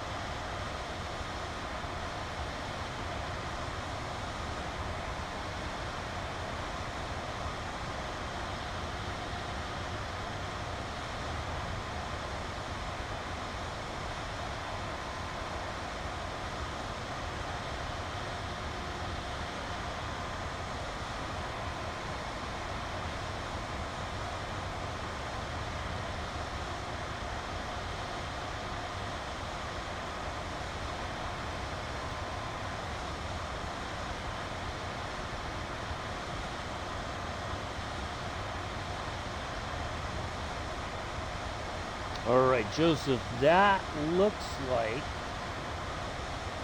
That looks familiar. I see your...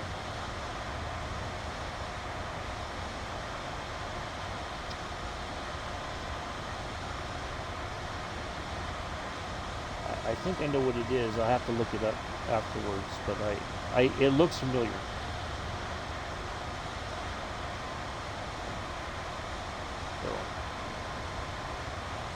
No, I don't use auto land. I just get close enough and I just set the aircraft down. I think I did it once and it was a bit dodgy, for lack of a better term.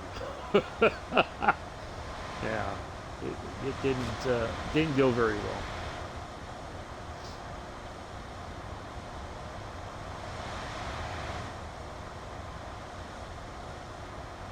Ooh, I gotta... see, I got so wrapped up in... Alright, there we go.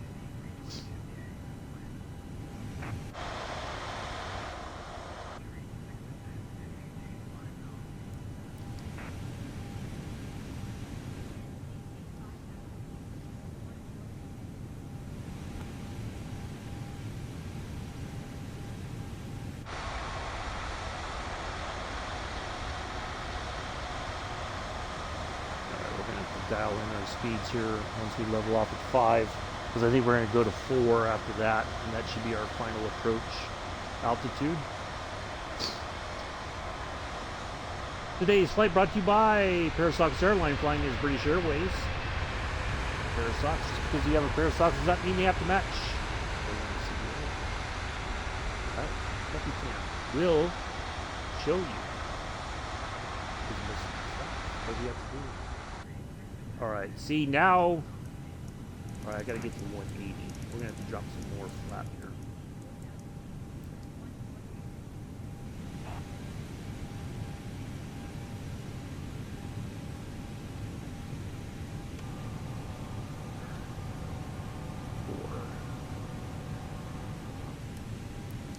Alright, now we should be good for final.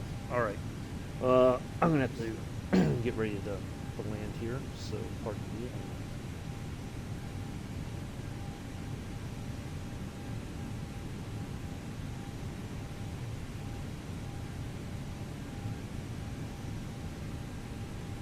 So now we're going to turn on our ILS window. That's on.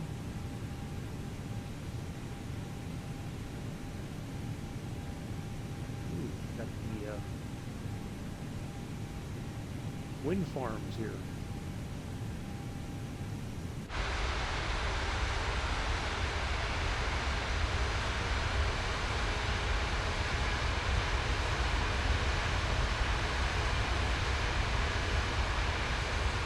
Speed's been jumpy all morning. I don't know what's going on, but boy, the things are jumping all over the place.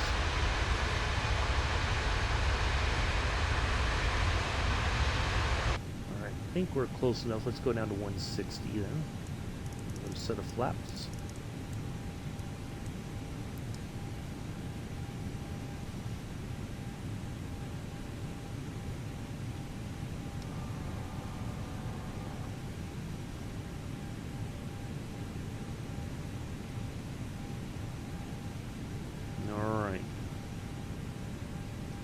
We're almost there, folks.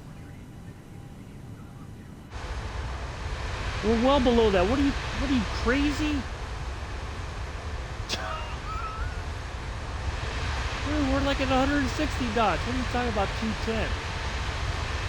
We're well below that.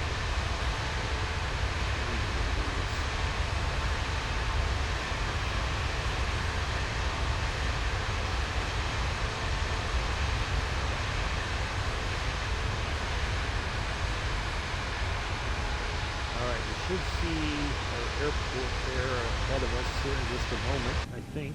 Oh, no, we got one more turn to make. Push.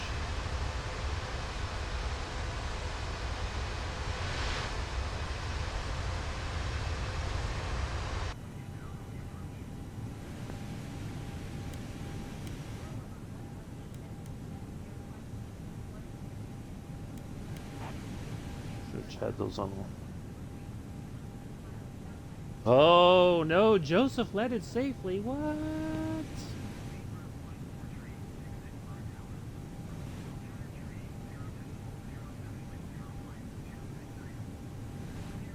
There we go.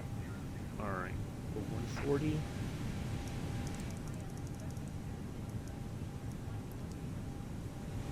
Last bit of flaps. And let's see, where are our... Alright, we can hit the localizer mode, it looks like. Bingo. And then we just hit the approach mode. Set diamond here. So it's a diamond system, Jodie. Middle diamond there lined up. We hit the localizer mode first. Then we're going to go to the approach mode as soon as the diamond here on the right lines up.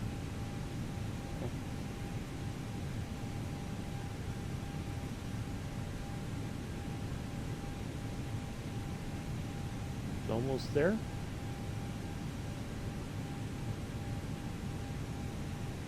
And bingo. So that should, as I call it, the tractor beam. There we go. We've nosed over. Glide slope is green, so it's been captured. Gotta get the landing gear down. So now we're gonna let the plane fly itself. Now we could, if something wasn't working, let's say we were way above these blue bars right here, which means that we are within the right amount of speed. Okay. If that's the case, then I would have to basically try to land it myself because the system isn't engaging like I expect it to. Okay.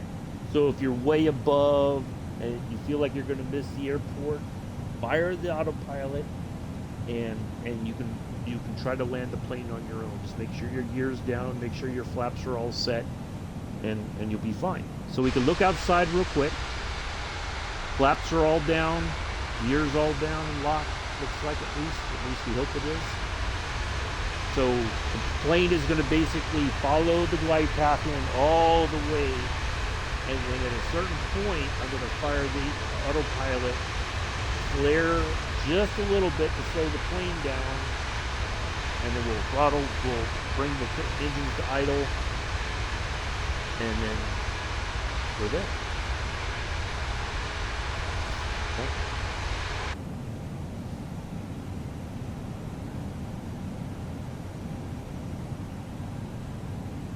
So right now, as it stands, everything's working according to plan. However, we know in the past what's happened. All the screens go blank, right? We're on final approach. Everything turns off. The engines are still running, right? Radios are still kind of on, I guess. But we lose all the system. Bam. Everything's dead. That's okay. We can still land the plane even if we lose all the stuff. Why? Because we know a minimum altitude that we need to be at. We can see the runway ahead of us, and as far as we know, the only thing that would change is that the auto throttle would be turned off, so we have to manage the speed on our own with the flaps down. That's all we would have to worry about. So, but again, it just comes with experience of knowing how to do all those things. That's all it takes. Doesn't mean you're going to do it right off the bat, and that's okay. You don't have to.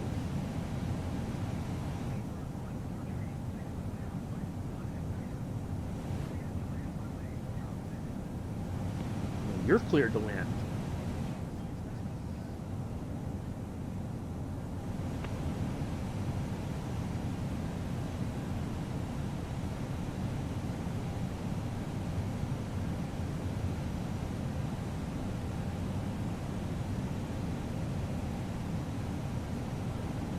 Okay, Joseph. I'll look at it after I land. Is that okay? The plane is a plane. There you go. That's all I know. I'll look at it, Joseph. I'll look at both of them again. I think the first one you sent me, I already know what it is, but I don't remember the name of it. But I'll tell you what. I think we have it in the sim. I'll show you it, and I think it's kind of similar. Actually, when you showed me, I wonder if it's like close to a twin otter.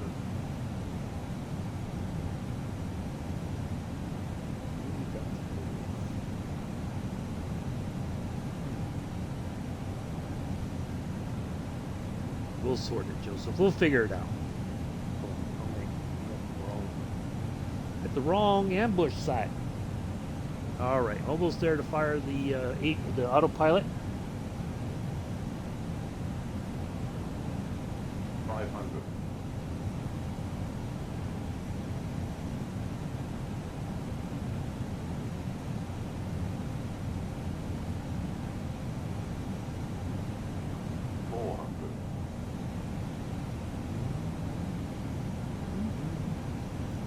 All right, here we go.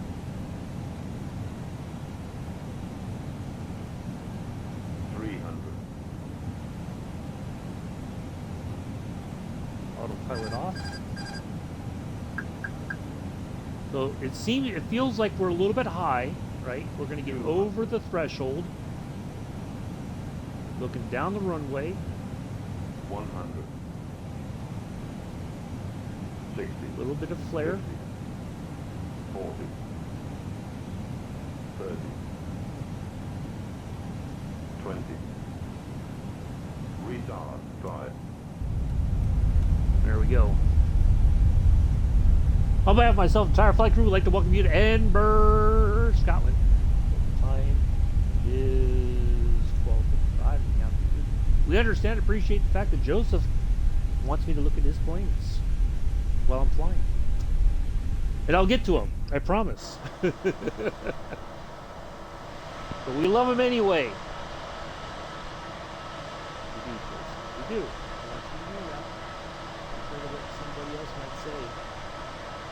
All right, let's get the speed brakes up.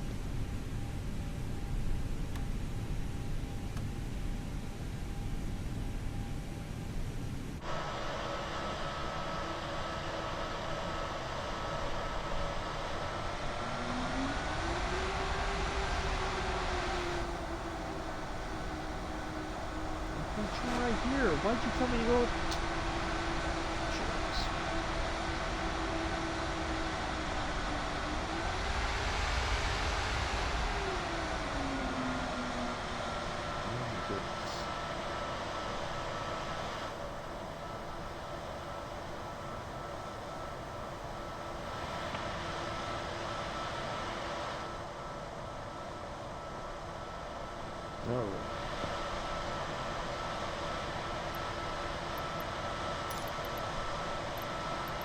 Through the gates, please. Looks like we get one right over there.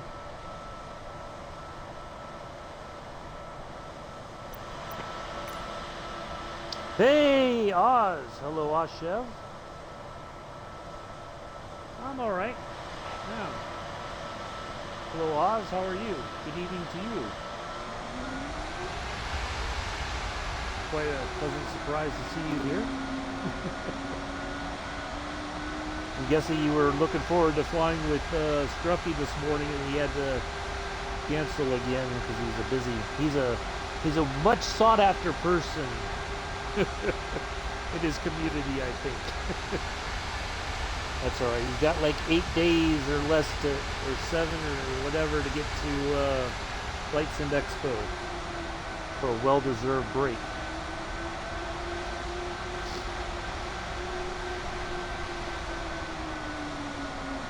Yep, we just got here to Edinburgh. This was an unplanned stream. Somebody is new to the sim and wants to jump into the deep end of the jetliner world.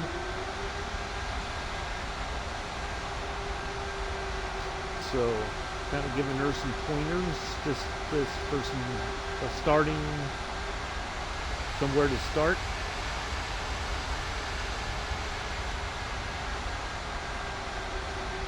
go ahead and go down this way and then turn in. Like having that little bit of extra room to turn. How are things over there on the other side of the world, Oz? You and the missus still traveling around, or you set up for a little while? And how are things going for you, Asha? How's the training and all the other stuff that you've been up to? How's that going?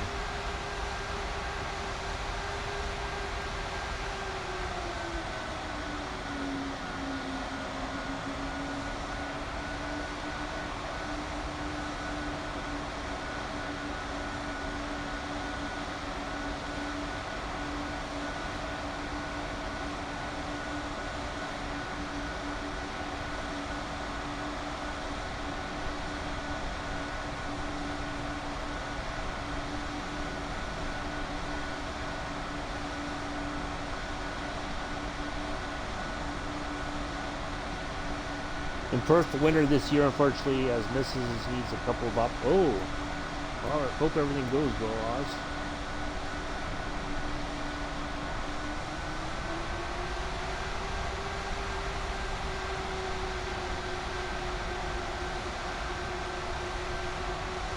Send a bunch of positive thoughts and prayers for the missus.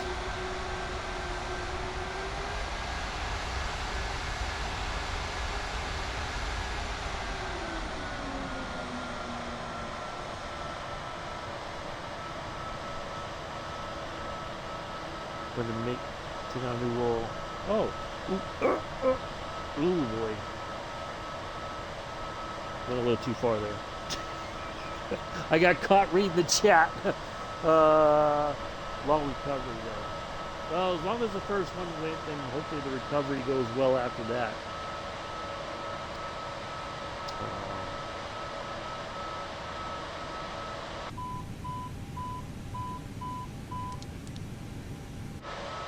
The Death Star has connected, or the Star Destroyer is connected. I am your father. I always throw the Star Wars reference in there. All right, let's shut the plane down so we can end our flight there. 59 minutes in the air. Not too shabby. Not too shabby. So that, even though we had a little bit of a hiccup earlier on with the when the sim decided to crash on me unexpectedly for no particular reason other than it's like, it's Tuesday, you just flew me yesterday, I don't like 2 days in a row, gee whiz. Big meanie, I'm gonna tell my big brother on you, you'll see. So there we are. So hopefully Jodie, that's a little bit late there, Joseph. We just God. That's okay. I appreciate it, Joseph. I appreciate it. Oh, the second one, that's an F-35. I can tell you that right now. That's an F-35. It looks like an F-35. Yeah, I'm pretty sure that's an F-35. Let me explode the view. Yeah, that's an F-35, or at least yeah, that's what it is. Yep. The first one, I think I know, Joseph, hold on, let me,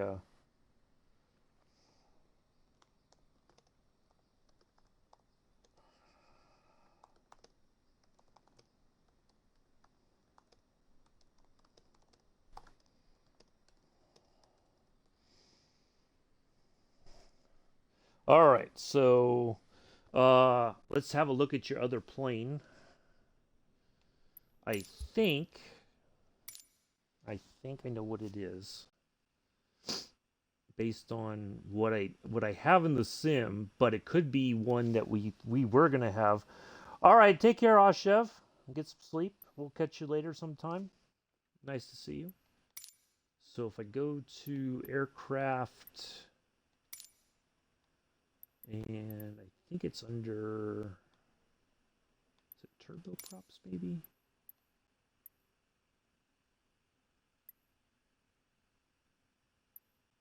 No, that's not it. It's piston.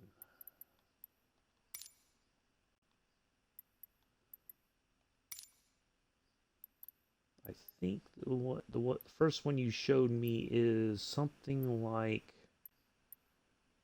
where is it? It's something like this, but it's not quite that one. But it's a similar. But I think the one that you're talking about is what's called a twin otter. Yeah, I think that's what it is.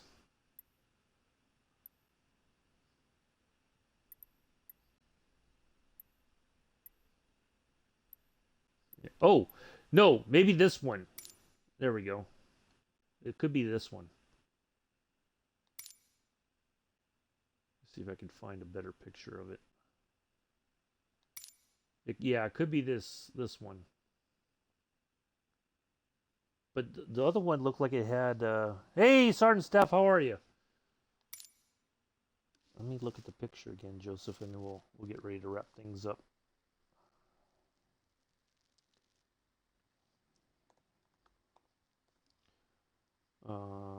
Let's see. The first one, I don't think it has. Oh, this might be it actually. Yep, I think we found it, Joseph. I think this is pretty similar to what you're asking about. Yeah, something like that. That it looks pretty similar. Yep, I think maybe. Well, it could be a twin otter. This looks kind of similar to it. This one right here. That's definitely not it because that's a flying boat. These two.